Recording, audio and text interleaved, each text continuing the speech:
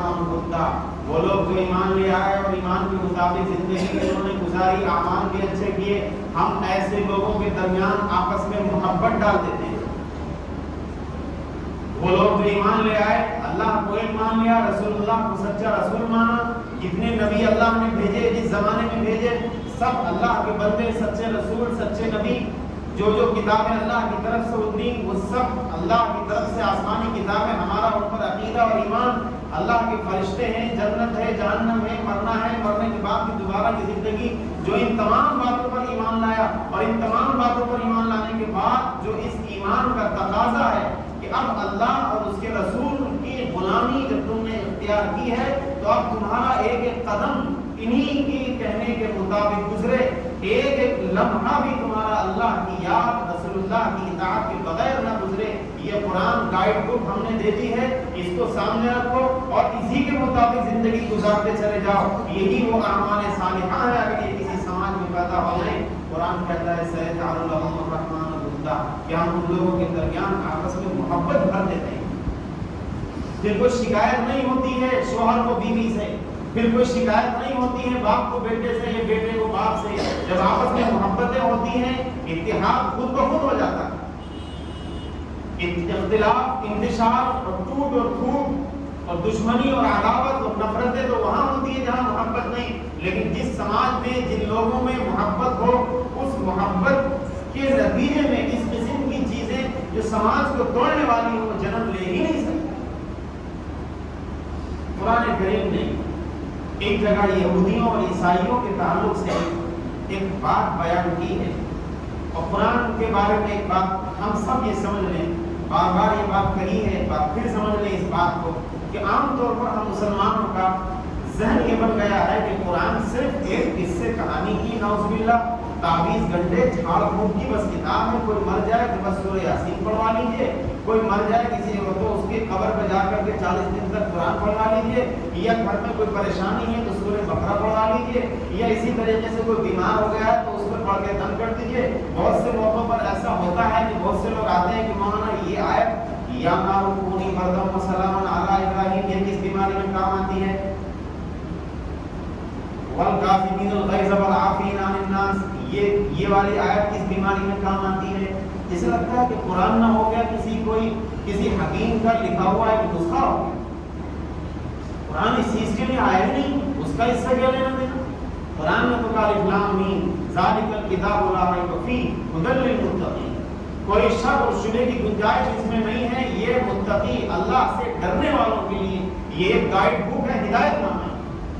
تنزیل من حکیم حمید، یہ رب دو جہاں کا اتارا ہوا کلام ہے، لا یأتی الباطل من بین یدیہ ومن خلفہ، نہ سامنے سے نہ پیچھے سے نہ دائیں سے نہ بائیں سے جھوٹ یا کسی طریقے کا باطل اس میں گھس ہی نہیں سکتا۔ یہ تو رب العالمین کا کلام ہے، اور ایسا کلام جس کی ذمہ داری حفاظت کی اللہ نے لی ہوئی ہے۔ اگر خدا نخواستہ اللہ کی طرف سے ذمہ داری نہ ہوتی تو اب تک تو ہم یہودیوں اور عیسائیوں کی طرح جو انہوں نے اپنی کتابوں کے ساتھ صورتحال کی اس سے بدتر ہم کر چکے ہوتے۔ ہر ایک بانٹ لیتا کہ یہ جو ہے یہ بخار والے ہیں، یہ بلڈ پریشر والے ہیں، یہ شوگر والے ہیں، یہ نعوذ باللہ کینسر والے ہیں، یہ مختلف بیماری والے ہیں، ان کا یہ مسئلہ، ان کا ساری کتابیں ساری آیتیں پڑھ گئی تو پھر ہدایت کا کیا ہے قرآن؟ جب سب ہم نے جھاڑ پھونکی سمجھ لیا تو پھر ہدایت کی کون سی آیت ہے قرآن؟ اس کا صاف مطلب ہے کہ ہم نے غیر مسلم سماج کے درمیان رہ کر اور ان کے تانترک اور پنڈت اور ان کے باباؤں کے درمیان رہ کر اور ان سے اپنے تعلقات بڑھا کر اور ان کے پاس آ جا کر اپنے کام ان سے نکلوانے کے لیے اور ان کے چکر لگا کر ہم نے اسلام کو، دین کو، قرآن کو ویسا ہی سمجھ لیا جیسے کہ ان کے یہاں قرآن یقیناً قرآن ما ہوا شفاء و رحمہ، یقیناً قرآن ایک برکت کی چیز ہے، یقیناً قرآن کے ہر لفظ میں شفا ہے، یقیناً قرآن کے ذریعے اللہ تبارک و تعالیٰ ظاہری و باطنی ہر طرح کی بیماریوں سے اللہ تبارک و تعالیٰ دور کر دیتا ہے، شفا دیتا ہے اللہ تبارک و تعالیٰ ہر طرح سے۔ یہ بات قرآن کی برکت یہ اپنی جگہ ہے، لیکن اس کا مطلب ہرگز یہ نہیں ہے کہ آیتوں کو تقسیم کر دیا جائے کہ فلاں بیماری ہے فلاں، یہ تو بڑی زیادتی ہوگی قرآن کی۔ قرآن ایک ہدایت نامہ ہے، وہی قرآن جو بیان کرتا ہے وَلَقَدْ أَخَذْنَا مِيثَاقَ بَنِي إِسْرَائِيلَ وَبَعَثْنَا مِنْهُمُ اثْنَيْ عَشَرَ نَقِيبًا، کہ ہم نے بنی اسرائیل دراصل عام زبان میں موسیٰ علیہ السلام کی قوم کو کہا جاتا ہے. اسی طرح ایک لفظ ہوتا ہے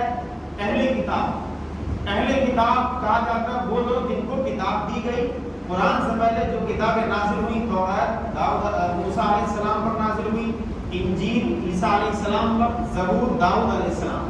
یہ 3 آسمانی کتابیں. اس کے علاوہ ایک قرآن کریم جو سب سے آخری اور ہمیشہ رہنے والی آخری کتاب جس کی حفاظت کی ذمہ داری اللہ تبارک و تعالیٰ کی ہے جو ہم سب کے پاس ہے. یہ 4 آسمانی کتابیں, ان 4 آسمانی کتابوں میں توریت کے ماننے والے اور انجیل کے ماننے والے, یعنی یہودی توریت کے ماننے والے, انجیل کے ماننے والے عیسائی, ان دونوں گروہ اور دونوں طبقوں کو اہل کتاب کہا جاتا ہے. اگر بولا جائے کہ اہل کتاب ایسا کر رہے ہیں تو اس کا مطلب یہودی اور عیسائی دونوں شامل ہیں, اور بنی اسرائیل خاص طور پر موسیٰ علیہ السلام کے ماننے والوں کو کہا جاتا ہے. یہودی بھی انہی کو کہتے ہیں, عیسائی عیسیٰ علیہ السلام کے ماننے والوں کو کہتے ہیں. قرآن کریم نے جو بات بیان کی ہے کہ ہم نے بنی اسرائیل سے ایک عہد لیا. موسیٰ علیہ السلام کی قوم کے بارے میں قرآن کہتا ہے کہ اللہ نے بنی اسرائیل کے ساتھ ایک معاہدہ کیا, اور اس معاہدے کی پاسداری اور اس کی دیکھ ریکھ اور اس کی ذمہ داری کو نبھانے کے لیے ہم نے انہی بنی اسرائیل میں سے 12 سردار ایسے منتخب کیے جو اپنی قوم برادری اپنے سماج کی نگرانی کریں گے کہ کون اللہ کے معاہدے کی حفاظت کر رہا ہے, کون کس نے اللہ کا کیا ہوا معاہدہ توڑ دیا. ہم نے ایک معاہدہ کیا اور اس معاہدے کے لحاظ اور اس کی نگرانی کے لیے 12 سردار ہم نے مقرر کر دیے. یہ قرآن کے الفاظ. اس کے بعد قرآن کہتا ہے کہ ہم نے پھر کہا, اللہ نے کہا, قال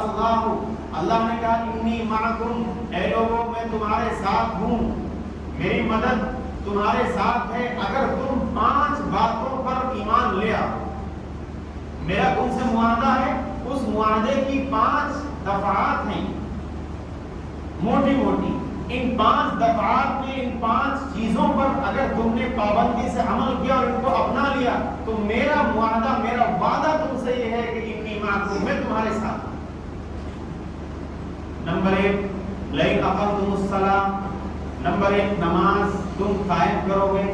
وآتیتم الزکاۃ, زکات تم ادا کرو گے, وآمنتم برسلی, اور میرے تمام ہی رسول نبی پیغمبر جس زمانے میں جو آئے ان سب پر تمہارا ایمان ہو, وعزرتموہم, اور خالی ایمان ہی نہیں ان سب کی مدد و نصرت کرنا اور ان کی تائید کرنا تمہارا فرض ہو, اور وَأَقْرَضْتُمُ اللَّهَ قَرْضًا حَسَنًا, اور یہ کہ تم اللہ کو قرض حسن دو.